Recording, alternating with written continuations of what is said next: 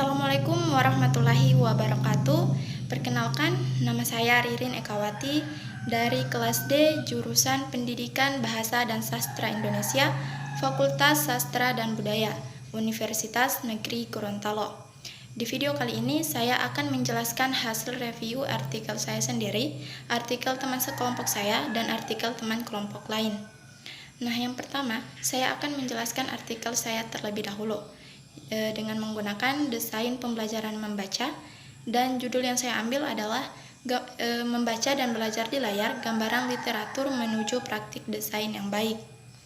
Penulis Mark Nichols pada tahun 2020, volume 20 nomor 1, halaman 121 sampai 131. Kemudian pendahuluan, ada gap research yang dijelaskan dalam pendahuluan bahwa layar adalah bagian kehidupan sehari-hari bagi kebanyakan orang. Ponsel telah berevolusi menjadi telepon pintar, dan telepon sekarang hanya memainkan peran kecil. Perangkat tablet ada di mana-mana. Akses informasi bergeser dengan cepat di layar seiring waktu. Membaca dari layar telah menjadi hal yang biasa untuk sejumlah aktivitas. Yang kedua, state of the art atau peneliti terdahulu. Penelitian ini sebelumnya telah menemukan mayoritas orang membaca dan menanggapi email tanpa mencetaknya terlebih dahulu. Buku dan akademik jurnal juga semakin elektronik. Pada tahun 2014, e-book mencakup sekitar 30% dari seluruh penjualan buku di Amerika Serikat. Dari Januari hingga Agustus 2012, Amazon.co.uk menjual 114 buku Kindle untuk setiap 100 buku cetak Malik 2012. Ketiga, novelty. Nilai kebaruan pada penelitian ini yaitu untuk meningkatkan investasi layanan e-book dan jurnal elektronik oleh perguruan tinggi, berarti akses ke judul dan artikel akademis semakin meningkat secara online. Menurut survei JIS, jurnal online kini sebagian besar telah menggantikan versi cetak untuk tujuan penelitian fakultas. Selanjutnya, metode penelitian. Metode yang saya pakai di sini yaitu metode pengumpulan pasif data analitik. Metode ini adalah cara yang lebih baik untuk menampilkan materi cetakan di layar. Sebaliknya, tujuannya adalah untuk mengoptimalkan teks, media, dan campuran aktivitas berdasarkan umpan balik aktual dan objektif dari penggunaan kolektif pada layar materi. Metode ini melalui keterlibatan di layar dengan materi saja memberikan potensi yang signifikan untuk meningkatkan pembelajaran, dan membaca di layar memberikan gambaran langsung dan mendetail tentang kemajuan dan perilaku siswa. Kemudian, prosedur pembelajaran di layar. Prosedur dari desain pembelajaran di layar yaitu pendidikan memberikan materi cetak kepada siswa dalam bentuk panduan belajar dan cetak bacaan, dilengkapi dengan forum diskusi online, media, atau seringkali dalam kaset video, CD-ROM atau DVD, dan tautan internet eksternal. Yang kedua, desain pembelajaran di layar. Desain yang digunakan adalah smartphone, tablet, laptop, komputer, dan alat elektronik lainnya yang dapat memuat aplikasi yang kita inginkan. Yang terakhir, hasil dan pembahasan. Hasilnya membandingkan di layar dengan cetakan, hasil dari literatur membandingkan pemahaman pembaca, membaca cetak di layar, dan di layar dicampur. Meskipun tema meta tidak ada perbedaan signifikan atau NSD dapat diterapkan secara luas. Pembahasan dari penelitian ini yaitu adanya perdebatan tentang apakah materi pendidikan jarak jauh harus disediakan dalam bentuk cetak atau layar, didemonstrasikan untuk melalui argumen, preferensi, dan ke dalam bidang desain pembelajaran. Literatur sebagian besar menegaskan bahwa tidak ada perbedaan yang signifikan untuk pemahaman pelajar jika mereka membaca dari cetak atau di layar. Yang kedua, saya akan menjelaskan dua artikel teman sekelompok saya. Yang pertama, saya mengambil artikel dari Nur Fahmi Jian Usman. Judul artikelnya, Pengembangan Desain Pembelajaran Membaca Berbasis DRTA sebagai Upaya Membangun Generasi Literat Abad 21, penulis Faisal 176, tahun 2017.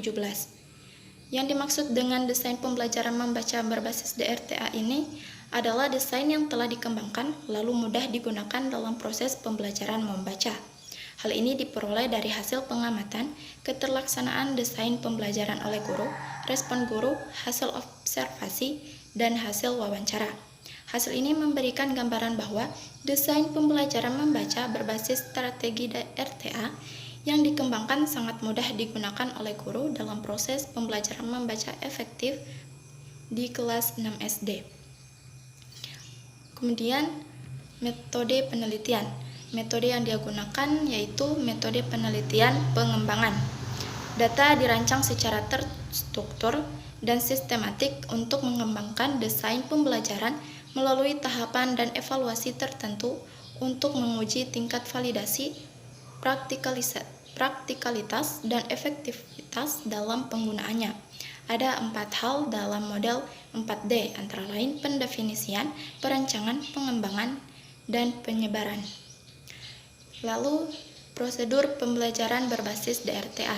Prosedur dari desain pembelajaran membaca berbasis DRTA ini yaitu yang pertama, menerapkan pembelajaran berbasis DRTA atau Direct Reading Thinking Activity.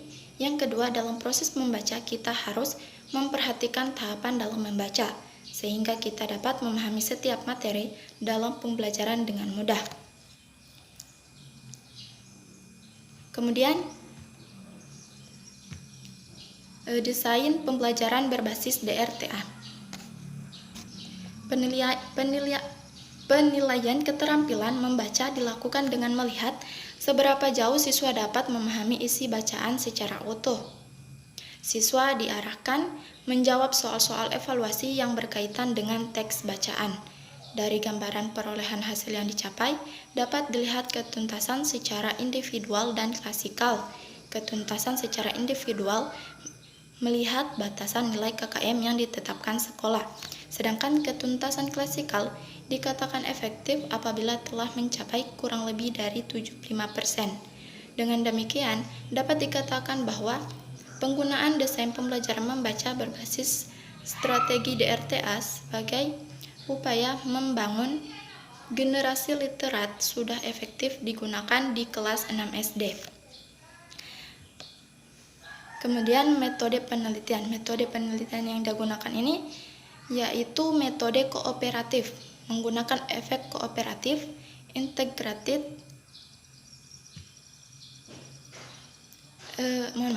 Yang kedua, saya mengambil artikel dari Hasni Aziz, yaitu judulnya Pengaruh Pembelajaran Kooperatif pada Keterampilan Membaca Bahasa Inggris dan Sikap Siswa Tahun Pertama di Universitas Bangkok.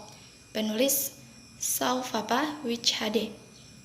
Pembelajaran kooperatif sangat menarik dan banyak perhatian serta populer. Pembelajaran kooperatif ini telah meningkatkan kemampuan membaca bahasa Inggris siswa. Oleh karena itu, replikasi studi dapat dilakukan dengan kelompok lain di tingkat sarjana atau sarjana dalam keterampilan lain seperti menulis, berbicara, dan mendengarkan. Kemudian metode penelitian.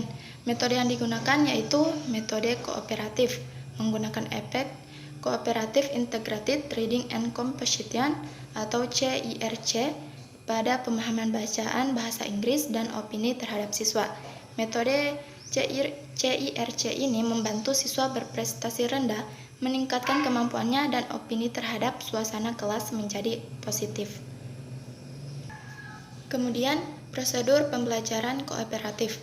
Prosedur dari desain pembelajaran kooperatif ini yaitu yang pertama, para pendidik atau guru menggunakan pendekatan ini guna untuk merangkul siswa yang pengetahuannya kurang dan siswa yang pengetahuannya lebih dengan membentuk suatu kelompok kecil. 2. Setiap siswa memiliki latar belakang dan kemampuan bahasa Inggris yang berbeda yang dapat ia bawa ke dalam kelompok. Yang kedua, desain pembelajaran kooperatif. Desain yang digunakan dalam penelitian ini adalah tes awal dan tes akhir, angket, bentuk penilaian perilaku pembelajaran kooperatif, kuis individu, dan wawancara. Selanjutnya, saya akan menjelaskan hasil review dari teman kelompok saya. Yang pertama, saya mengambil artikel dari Miranda Talib. Judul artikel, Penerapan Metode Pembelajaran SQ4R untuk Meningkatkan Keterampilan Membaca Naratif Teks. Penulis Carmila tahun 2019. Artikel ini menggunakan metode pembelajaran membaca. Metode pembelajaran SQ4R membahas tentang pembacaan naratif teks dari waktu ke waktu yang dijabarkan secara bertahap, dan juga membaca merupakan suatu proses untuk memahami teks tertulis, termasuk mengenali dan memahami apa yang tertulis, khususnya kata-kata. Metode penelitian. Metode yang digunakan yaitu desain penelitian ini adalah PTK. Kegiatan dilaksanakan dalam 2 siklus, setiap siklus berlangsung 2 jam pelajaran atau 2 kali 45 menit. Setiap siklus meliputi tahap perencanaan, pelaksanaan tindakan, observasi dan evaluasi, analisis, dan refleksi. Hipotesis tindakan yang diperoleh adalah pembelajaran berbahasa Inggris dapat menarik perhatian siswa melalui penerapan pembelajaran SQ4R. Kedua, penggunaan pembelajaran SQ4R dapat meningkatkan prestasi belajar siswa pada mata pelajaran bahasa Inggris. Yang kedua, penerapan metode pembelajaran SQ4R. Metode ini dapat diterapkan jika siswa terlihat enggan atau jenuh dalam mengikuti pelajaran. Dan alasan dipakainya metode SQ4R ini karena metode ini sangat mudah terencana oleh pengajar bahasa Inggris. Artikel kedua saya ambil dari Sumyati Hedingo. Judul artikel, Pengembangan Media Pembelajaran Berupa Buletin dalam Buku Saku untuk Pembelajaran IPA Terpadu. Penulis Ardian Asyari, Helda Sylvia, tahun 2016.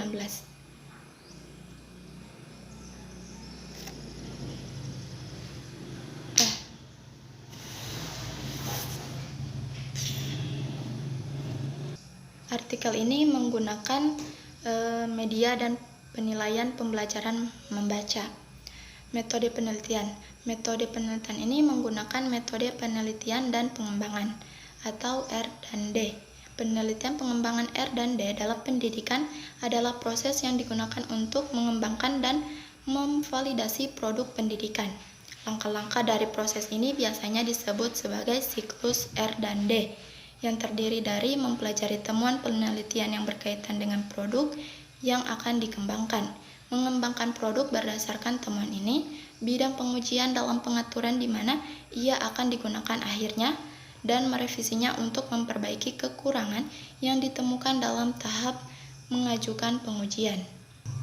Langkah-langkah metode penelitian dan pengembangan. Secara umum, langkah-langkah penelitian dan pengembangan mencakup potensi masalah, mengumpulkan informasi, desain produk, validasi desain, perbaikan desain, uji coba produk, revisi produk, uji coba pemakaian, revisi produk lanjut, dan pembuatan produk massal.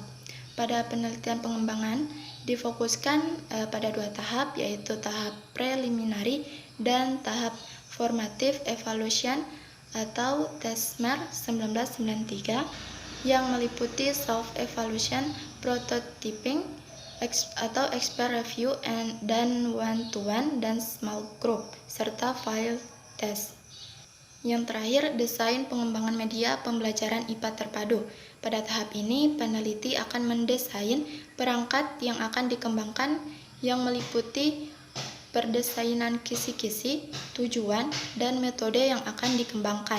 Kemudian hasil desain yang telah diperoleh dapat divalidasi. Teknik validasi yang telah ada seperti dengan teknik triangulasi data, yakni desain tersebut divalidasi oleh pakar atau expert dan teman sejawat.